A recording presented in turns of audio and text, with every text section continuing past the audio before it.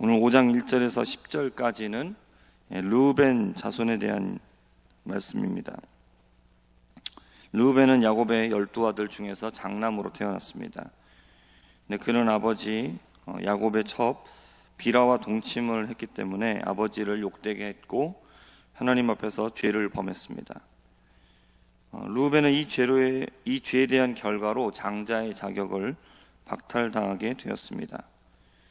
야곱은 르우벤에 대하여서 유언할 때 물이 끓는 것 같아서 너는 탁월하지 못할 것이다 라고 말을 합니다. 물이 끓어오를 때를 보면 일정한 어떤 모습이 없고 불안정하게 요동을 칩니다. 이런 모습은 억제되지 않은 성격을 표현하는 말입니다. 죄의 유혹 앞에서 억제하지 못하고 그 유혹에 휩쓸리고 불안정한 모습이죠. 르우벤은 욕망을 쫓아 행했고 결국 장자의 명분과 권리를 박탈당하고 말았습니다. 성경에서 하나님의 나라를 유업으로 받지 못하는 죄에 대해서 언급할 때 항상 빠지지 않는 것이 음행, 간음, 동성애, 호색과 같은 성적인 범죄들입니다. 르우벤의 모습을 보고 우리는 이 성적인 죄에 대해서 항상 경계해야 합니다. 순간의 유혹과 욕망에 휩쓸리는 그런 물이 끓는 것 같은 마음이 아니라 우리 자신을 지키고 우리의 마음을 말씀에 뿌리내려서 어떠한 유혹에도 굳게 버텨내는 우리 모두가 되기를 바랍니다.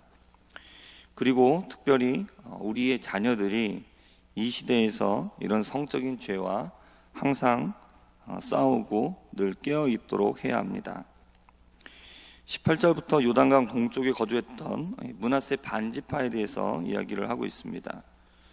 르우벤과 갓 그리고 므낫세의 반절, 므낫세 반지파는 요단 동편에 거주했습니다. 오늘 말씀에 하갈, 여두루, 나비스, 노답 사람들과 이들이 전쟁을 벌였는데 이들이 전쟁을 했던 시기는 가나안 정복 초기가 아니라 그 이후인 사사시대 말기로 추정을 하고 있습니다. 이때 두 지파 사람들은 전쟁을 할 때 하나님을 의지하고 도와주시기를 부르짖었습니다. 하나님께서는 이들의 기도에 응답하여 도와주셨고 이들은 큰 승리를 거두게 되었습니다. 이들의 군사는 4만 4천 명 정도로 적은 숫자가 아니었습니다. 하지만 오늘 말씀에서는 이들이 승리한 이유에 대해서 군대의 규모가 또 이들이 강한 것으로 된 것이 아니라 여호와 하나님을 의지했기 때문에 승리했다라고 말씀하고 있습니다. 전쟁은 패배하게 되면 자신의 목숨 그리고 가족들, 재산의 모든 것을 빼앗기게 되는 매우 중대한 문제입니다. 이렇게 중요한 문제의 승패를 가르는 기준이 하나님께 달려있다라는 것입니다.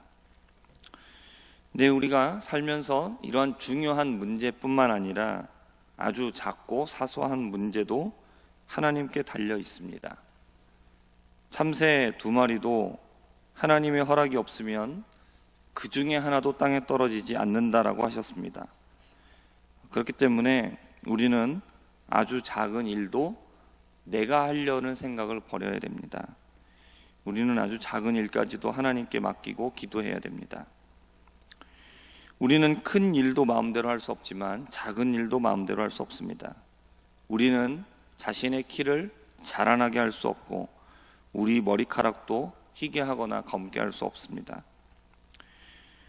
우리는 세상에 큰 일, 작은 일 어떤 것도 우리의 능력이나 우리의 힘과 우리의 지혜대로 우리의 뜻대로 할 수 없습니다. 그럼 우리는 뭘 할 수 있느냐 이런 생각을 우리가 할 수 있습니다.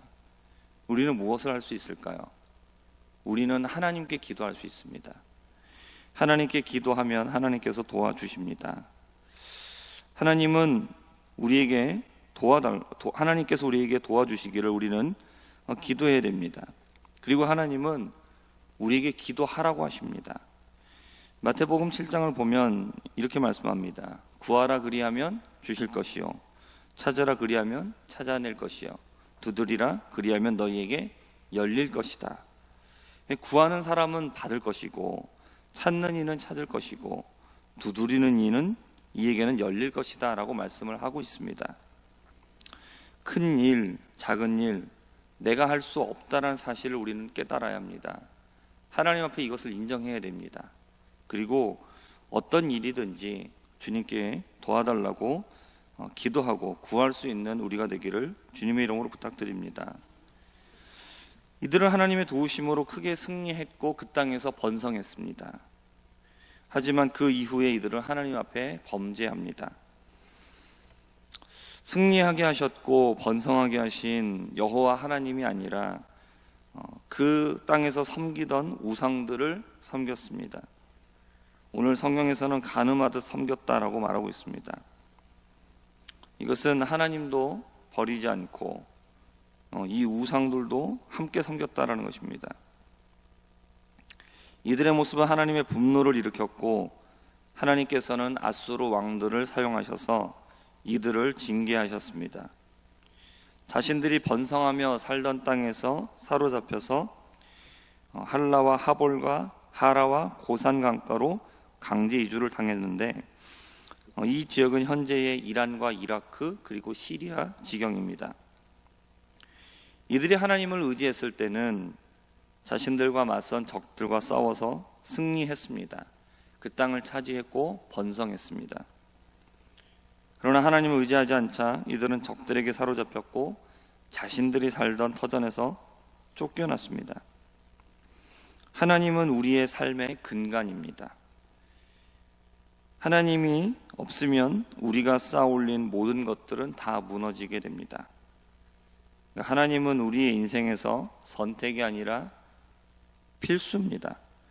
공기와 물이 없으면 죽고 마는 것처럼 하나님이 없는 인생은 끝난 인생입니다. 이제 대통령 선거가 끝났습니다. 누가 뽑혔던지 간에 하나님이 선택한 사람입니다. 중요한 것은 그 사람이 잘할 것을 기대하지 마시기 바랍니다. 누가 뽑혀도 똑같습니다. 하나님의 손에 달려 있습니다. 중요한 것은 누가 대통령이 됐느냐가 중요한 게 아니라 기독교인들이 정신 차리고 기도하고 있느냐가 중요한 겁니다. 우리는 우리가 하나님 앞에서 똑바로 하지 않으면서 좋은 대통령 뽑아달라고 기도할 때가 많았습니다. 그렇게 해서 나라가 절대로 잘 되지 않습니다. 어떤 사람이냐가 그것도 중요합니다. 그러나 하나님은 쓰고자 하시면 고레스도 쓰시는 것이고 느부갓네살도 쓰시는 것이고 어떤 누구든지 하나님이 원하는 대로 씁니다. 중요한 것은 하나님을 믿는 사람들이 똑바로 정신 차리고 사는 겁니다. 똑바로 정신 차리고 기도하는 겁니다. 그래야 하나님이 이 나라를 지켜주실 수 있고 하나님께서 우리에게 주신 모든 것들을 계속해서 누릴 수 있습니다. 하나님이 이 나라에 많은 복들을 허락해 주셨습니다. 땅을 차지하게 하시고 번성하게 하셨습니다. 우리가 정신 못 차리고 기도하지 않으면 나라는 무너지는 겁니다. 그렇기 때문에 정치하는 사람들을 의지하지 마시고 하나님을 의지하시기 바랍니다. 우리가 깨어서 기도해야만 바로 설 수 있다는 것을 기억하고 우리 자신을 돌아봐야 됩니다. 그래서 오직 하나님만을 굳게 붙잡는 우리 모두가 되기를 주님의 이름으로 부탁드립니다. 기도하겠습니다. 하나님 아버지, 우리가 어떠한 성과를 거두고 그리고 그 모든 것들을 누리면서 살아갈 수 있는 모든 근간은 하나님께 달려있음을 고백합니다. 하나님께서 이 나라를 지켜주시고 그리고 이 나라의 번성함을 허락하심도 하나님의 은혜입니다. 하나님, 우리가 하나님이 주신 이 모든 것들을 가지고 하나님을 모른다 하고 그리고 하나님을 버리고 우상을 섬기며 우리가 세상을 쫓아가지 않게 하여 주옵소서.